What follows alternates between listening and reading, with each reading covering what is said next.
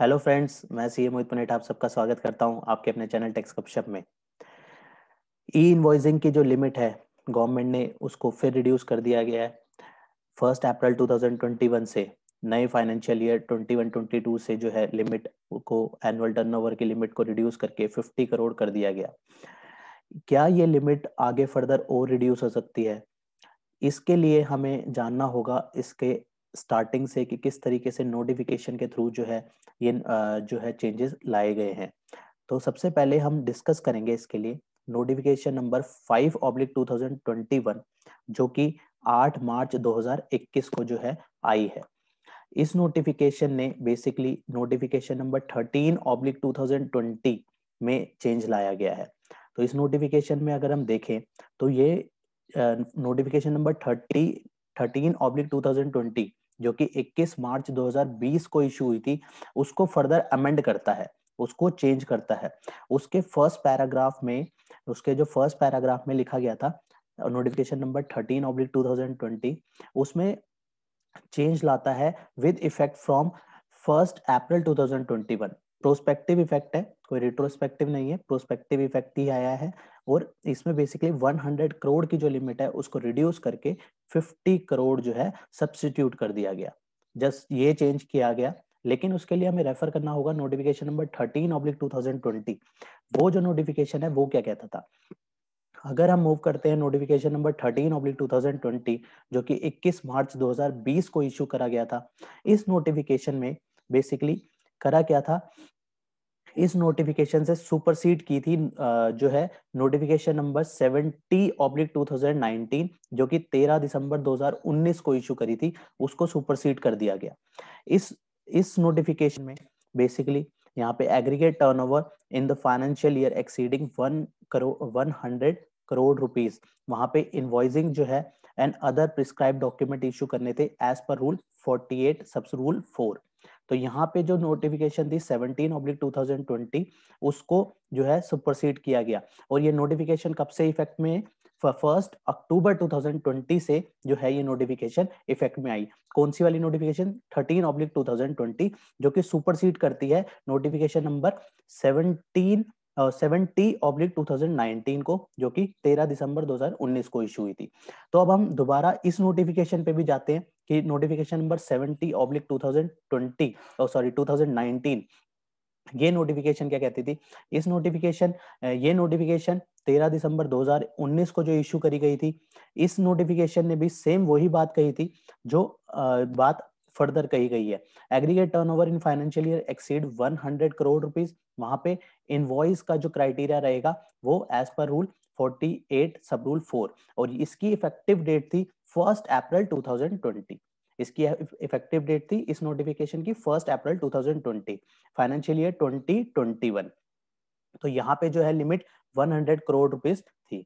इसमें अगर हम ध्यान से देखें तो नोटिफिकेशन इनके बीच में नोटिफिकेशन नंबर 13/2020 जब इशू हुई थी, उसके बाद एक नोटिफिकेशन फर्दर आई थी, नोटिफिकेशन नंबर 88/2020 जो कि 10 नवंबर 2020 को इशू हुई थी। 10 नवंबर 2020 को जो इशू हुई थी उसने भी अमेंडमेंट करी थी नोटिफिकेशन नंबर 13/2020 में। नोटिफिकेशन नंबर 13/2020 में वहां पे क्या फर्स्ट पैराग्राफ में उसमें डाला था कि 1 जनवरी 2021 से जो है 500 करोड़ की जो लिमिट जो क्राइटेरिया है उसको 100 करोड़ कर दिया जाएगा। जो 500 करोड़ का क्राइटेरिया था उसको 100 करोड़ पे लाए और अब उस 100 करोड़ को 50 करोड़ पे ले आए।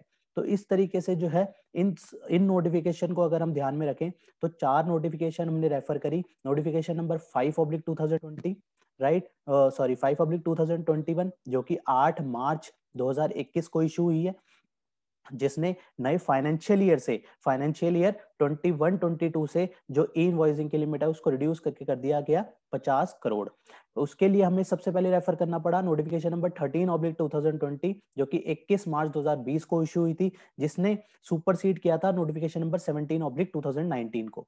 उसके लिए हमने रेफर भी करी थी फिर नोटिफिकेशन 70/2019 और फर्दर जो 13/2020 में जो चेंज हुआ था वो नोटिफिकेशन नंबर 88/2020 में, वहां 500 करोड़ से रिड्यूस करके उसको कर दिया गया था 100 करोड़।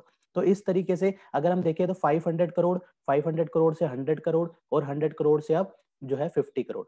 तो इस तरीके से जो है ई इनवॉइसिंग का स्कोप जो है गवर्नमेंट उस ई इनवॉइसिंग की जो एम्बिट है उसको एनहांस कर रही है। और हो सकता है अगर इसका जो भी रिजल्ट निकलता है डे बाय डे, हो सकता है फर्दर अगर ये सक्सेसफुल होता है इनवॉइसिंग का जो मॉडल है, तो फर्दर इसकी लिमिट को और रिड्यूस भी कर सकती है गवर्नमेंट। ये गवर्नमेंट का स्टेक है, गवर्नमेंट इसका जो है डिसीजन ले सकती है, लेकिन जो इसका रिजल्ट निकलेगा उसको इवेल्युएट करने के बाद ही कहीं ना कहीं गवर्नमेंट फर्दर कोई डिसीजन लेगी। जैसे अभी 500 से 100 कर दिया, 100 से फिर 50 कर दिया। तो अब हम देखते हैं ई इनवॉइसिंग को किस तरीके से जो है जिस पे एप्लीकेबिलिटी होती है उसको किस तरीके से जो है इनवॉइसिंग करनी होती है। उसके लिए अलग से जो है गवर्नमेंट ने इसकी साइट बनाई हुई है। इसके लिए हमें रेफर करना होगा e-invoicing1.gst.gov.in। इसमें जाके जो है इनवॉइसिंग का इसमें रजिस्ट्रेशन का पैनल आता है और रजिस्ट्रेशन में जाके रजिस्ट्रेशन करने के बाद जो है लॉगिन के थ्रू जो है ई इनवॉइसिंग क्रिएट हो सकती है। तो ये जो है इस पोर्टल के थ्रू जो है ई इनवॉइसिंग की फैसिलिटी दी गई है।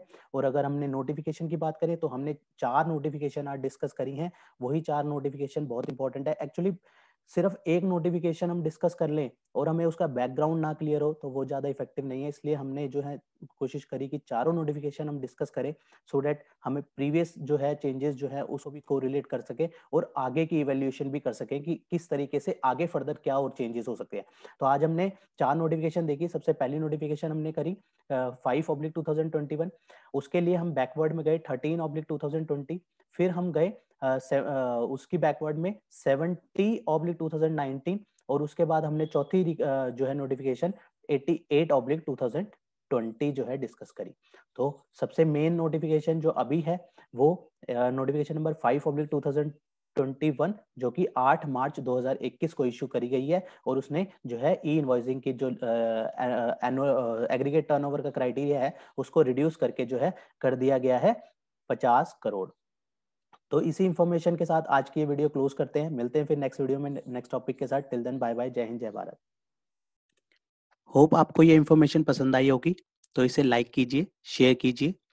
रेगुलर अपडेट्स के लिए आप हमारे चैनल को सब्सक्राइब करें। नोटिफिकेशन बेल आइकन को प्रेस करना ना भूलें ताकि जैसे ही नया अपडेट डालें आपको वो इमीडिएटली मिल जाए। Thanks for watching.